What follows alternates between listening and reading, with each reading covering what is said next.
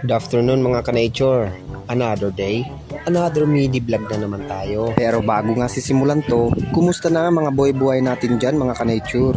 Dahil nga ilang araw nga tayo hindi nakapag-voice over, kaya ngayon mag-voice over na nga tayo. At eto nga, nandito nga tayo sa ating tambayan, kung saan nga akong tumatambay kapag sumasapit na ang hapon. Napakaganda nga dito mga ka-nature. Habang nga akong nagkakape dito, natatanaw ko nga yung magagandang tanawin.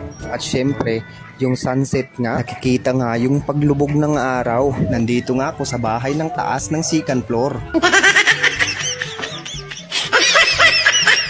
Joke lang mga ka-nature. Nandito nga ako sa rooftop ng second floor. Yung taas nga nito, parang hindi na nga second floor, parang pang third floor na nga. Dahil nga yung rooms nito ay may loft bed nga, kaya sobrang taas na nga niya. Dahil nga sa sobrang ganda dito, pwede kang magmuni-muni. Mawawala nga ang problema mo pag nasa taas ka nito. Sa mga gantong tanawin nga dito nga tayo nare-relax mga ka-nature.